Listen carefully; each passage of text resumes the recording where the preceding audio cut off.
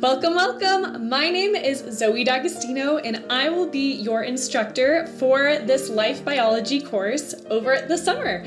Now, the beauty of this course, aside from the fact that you get to get it done in just 6 weeks, is that we have the unique opportunity for this hybrid class to actually have your lab and lecture in the same course shell. So there should be a nice seamless transition going from your lectures to lab. So that's one really nice thing about this class.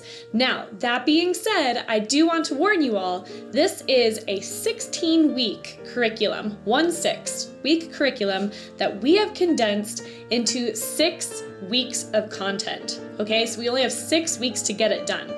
Now, keeping in mind, for this to be a Life 102 course, so for you to get credit for Life 102 Biology at CSU, you have to meet all of these learning objectives, okay? See as they trail on the screen?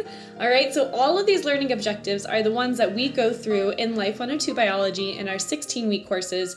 And for it to be considered a Life 102 course, you still have to be able to meet all of these expectations even in 6 weeks of time. So what does that mean? That means that when we start, we are hitting the ground running, okay? There are basically 6 units of material in this class, usually spread over 16 weeks, but we have 6 weeks. So that means that you're essentially doing an entire unit of material every single week.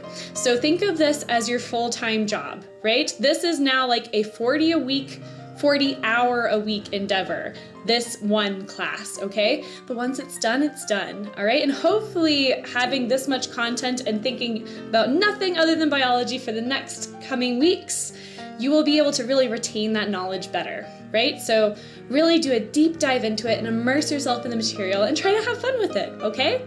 So the way that this class is laid out is a little bit different than our 16-week spiel, so I'm not going to give you the same rundown as I do for my other students. You guys are unique, so how it's going to work for you all is rather than looking at things week by week, you are going to look at things day by day, okay? So every day you are going to have lecture videos that you need to complete, as well as activities that you need to complete that pertain to the lecture videos, okay? So the scaffolding and how it works in this class is you are going to watch lectures, or if you choose to do readings, that's fine. Learn the material, right? Phase number 1 is learn, okay?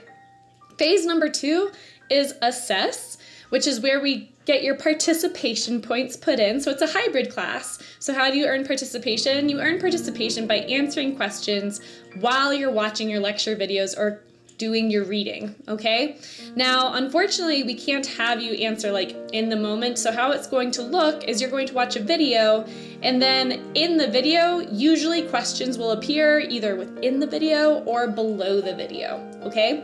And those questions are then going to be taken and put into a little assessment that we call your PPOs, or your participation point opportunities, and they should be the exact same. So it's nothing new and there's no timing. It's literally just, did you do the work, right? Did you understand the concept, okay? So it's not asking for you to really apply anything. It's really just asking like, did you do the thing, okay? So that should be like the easy money stuff is what I like to call it, right? So giving you chances to get points throughout the semester without having to use too many brain cells, okay? So that's the assess phase, okay? So we have learn, then assess, and then we have your apply phase. The apply phase is your activities, okay? So throughout the semester or every day that you have content, you're also going to have activities, okay?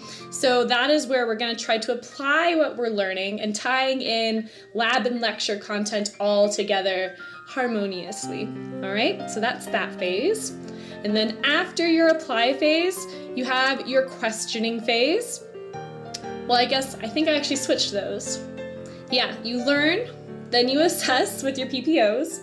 And then before we actually go on to applying things, well, it's a little bit tricky over the summer because it's kind of interwoven more so than it is like one immediately right after the other, because the summer is more condensed.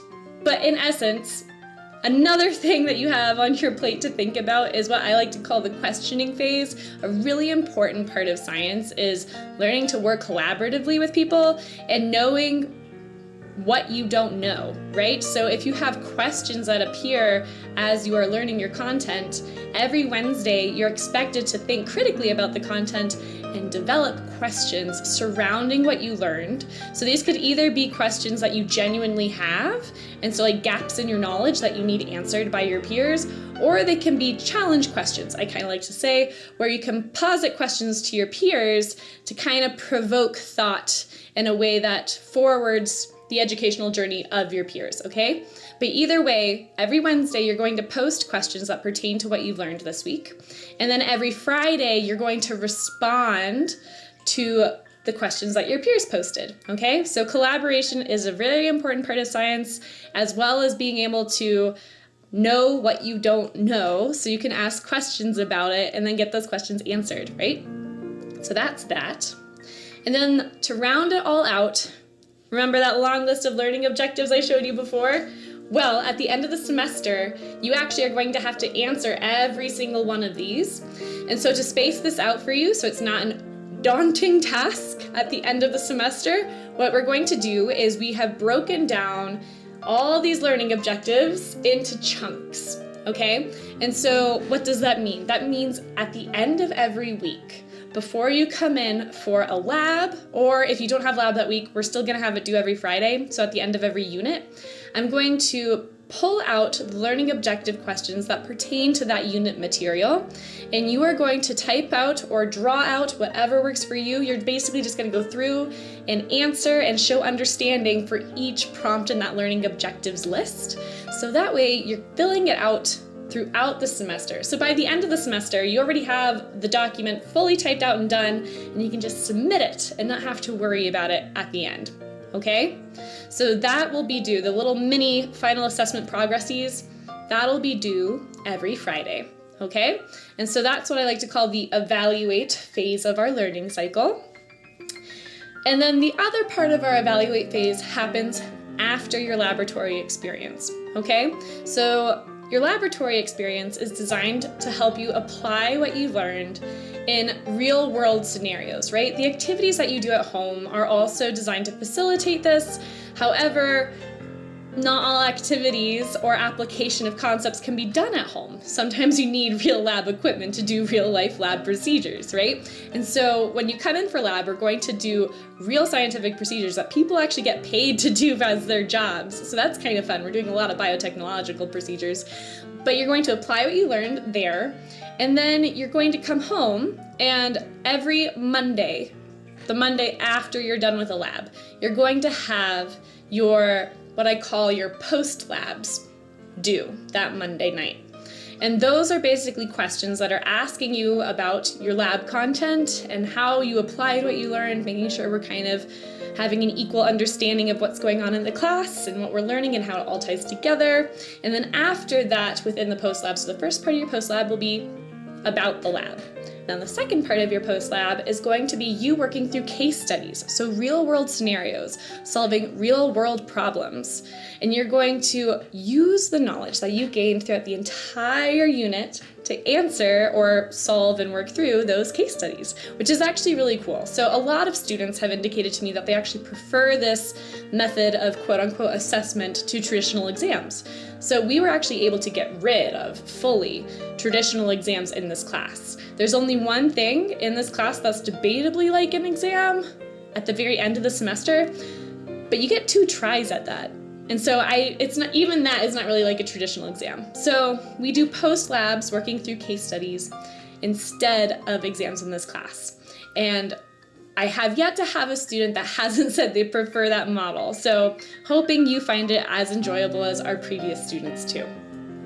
So keeping in mind though, what I just presented to you is all that has to be done in an entire week's worth of time every single week. So making sure that you're pacing yourself appropriately and communicating with me if something goes awry is very important, right? So if you ever need an extension on something, I am here to help facilitate that, but I can only do so, as it says in the syllabus, if you give me advanced notice, right? I need at least 24 to 48 hours of notice to give you an extension. So if you miss a deadline and you communicate that with me after the fact, I can no longer go back in and change your due date.